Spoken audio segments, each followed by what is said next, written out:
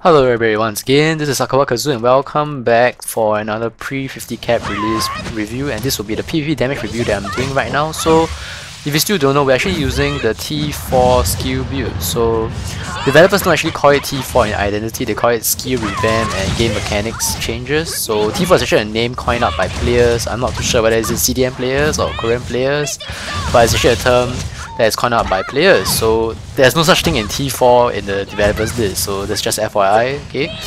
So most people will know that T4 PvP damage is actually currently being very nerfed in the current Korean Dragoness and China Dragoness. What I mean is people actually have most of their PvP matches ending up in a draw, where you have skills like Line Drive, which does 4 hits, which is the full hits, only taking away 5% to 10% of the damage being done. But look at right now, I've already taken my girlfriend out in less than the round time being ended, so I think that was only about 1 minute play. Yeah, that was only about 1 minute. So this is definitely T3 PvP damage here. So this is just like a little show match between me and my girlfriend Lyzbeth, so just check it out and I'll just talk along the way to let you know some of the changes. So I just told her that in 50 cap there's not really much soft ban, so the ice shield is up, and do realize that we are using T4 skill build, but we have T3 PvP damage, so it's a bit awkward right now. Can you see that my Moonlight Splitter only, you know, the outer fanning damage only did 400 damage, and look at that, my Moonblade Dance is only doing 1.4k damage as well. It's not doing magnificent damage, and her damage, look at that, I'm already half HP, so getting Glacial Wave right now, and a Freezing Sword, whoa look, I'm dead. That was 22,000 damage after a Glacial Wave and Freezing Swords, and she's like a full ice build with only Fireball as one of her fire skills, I think, and that's not the skill that she's gonna be going for. We're just trying out, and yep, so right now I'm using a pure Moonlord build, which has only up to front shove. So why do I get front shove? Because of the iframe for front shove. So look at that, Moonlight Splitter only doing 1.5k damage, and I think previously it was doing 1.6. So I'll just share some of the changes for, I think, Sword Masters or Moonlords in general for PvP. Okay, so Provoking Slam is actually nerfed. You can no longer go above, I think like, you could go like 50% increase in damage for PvP or PvE with the T3 build. But right now, the highest PvE Provoking Slam you can get is 35% with the skill ring.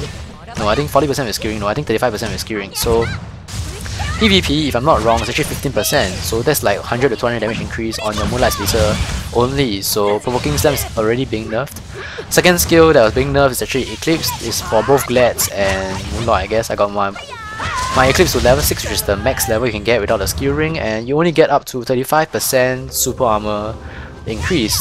Previously, level 7 Eclipse can give you up to 55%, and that, I believe, maybe the developers thought it was OP, so they nerfed it to 35%. So for Mercenaries, your own Storm is also nerfed to, I think, 22% slow, or I think it was 13%. So it's balanced in that sense, so both Sword Masters and Mercenaries has their respective nerfs. So if it's a matchup between these two, I think it's still quite balanced. But anyways, yep, the damage I'm taking here is definitely T3 damage.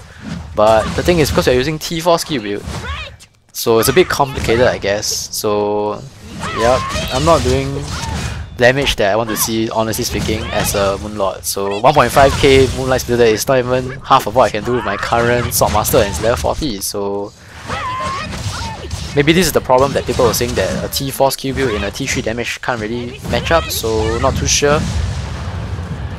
So right now I think this is doing extremely well. She's already 2-1 to me, and yep, even with the Ice Shield, look, the Ice Shield super armor is definitely not the one they have in CDN and KDN, where you can literally, you know, tank a lot of the damage.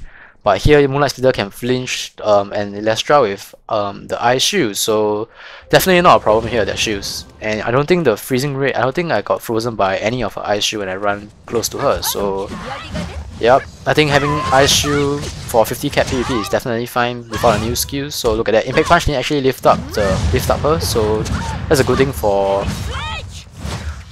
Elemental Locks as well. So right now I'm in a combo status, and yep, so this is just one of the things that I reviewed in the test server yesterday.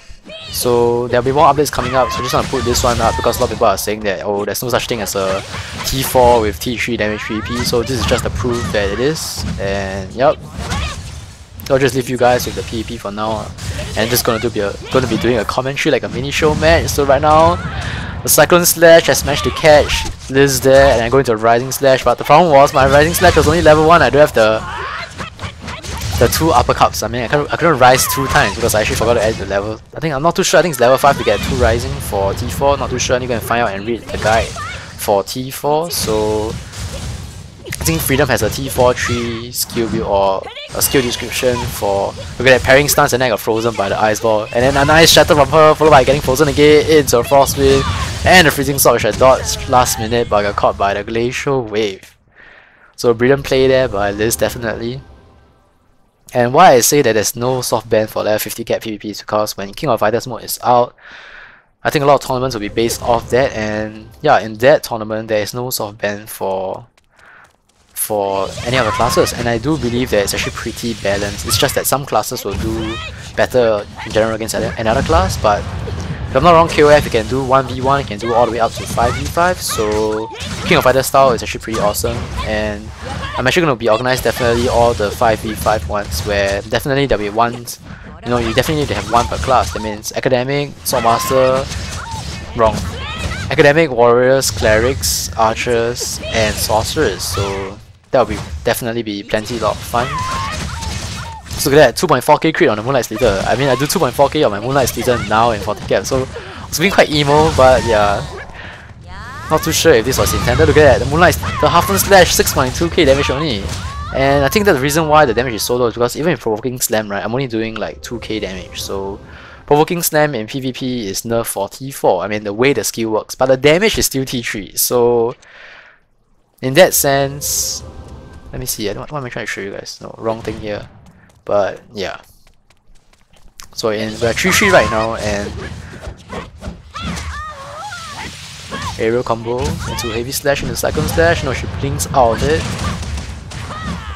And if I do sound tired, it's like 2 AM and we tested until like 10:30. When I'm home it's like 11:30, so we're just sorting out the stuff that we got. And right now the Beautiful Glacial Wave and the Phoenix Storm. So I guess I'll just talk more about PvP, T4 skill build. So the key to T4 skill build is that the more you actually place skill points on a skill, that means level 1 compared to level 6 is actually a huge load of difference. In the past, when you increase a skill by, let's say another level, you get like 1% damage increase and maybe, you know, plus 50 on the amount of damage you do. But right now in T4 for PvE, one level can give you up to like 5%, maybe some even 10%, maybe up to even 20%. So the levels where the changes are significant is level 6, 11 and 16. So if you're going to be adding a skill, you might want to look at getting it to at least level 6. And for Crescent Cleave for Moonlords, you need actually level 7 to get 5 waves. So yeah, just FYI, it's no longer level 5, but every level you add from learning the skill onwards is only one SP required, and the total SP you have is only 147. And the one that's for the class, that means the one that says like Warrior slash how many is, or Swordmaster slash how many is only 91. So you have 147 total SP, and you have 91. You can do a maximum of 91 points on one skill tree. So just FYI for that.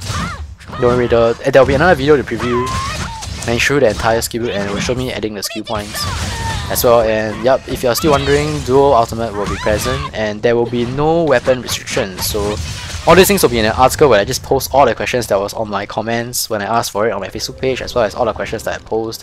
Some I don't have an answer, I'll just tell you that I don't, and those that I have, you can find the answers there. So do check out the article that we posted after this. So this is just to show everybody that it is definitely T3 PvP damage. And yep, if you didn't really know, T4 PvP will always end up in the draw because the damage you deal is very low, like I told you just now, where the line drive 4 hits can only do maybe 5 to maybe not even close to 10% damage. So it's actually pretty bad over there, I guess. So this is definitely the way to go, especially we have tournaments coming up that is going to be level 50 cap, and if the level 50 version they have is T4 PvP build, everybody will be watching all the tournaments where players just get, you know, draw games. So, and the reason why clerics are overpowered is because they have higher base defense compared to other classes, so they take even lesser damage, and then they have skills that actually heals them and defensive skill like block, you know. So yeah, priests and paladins or guardians can't really die, and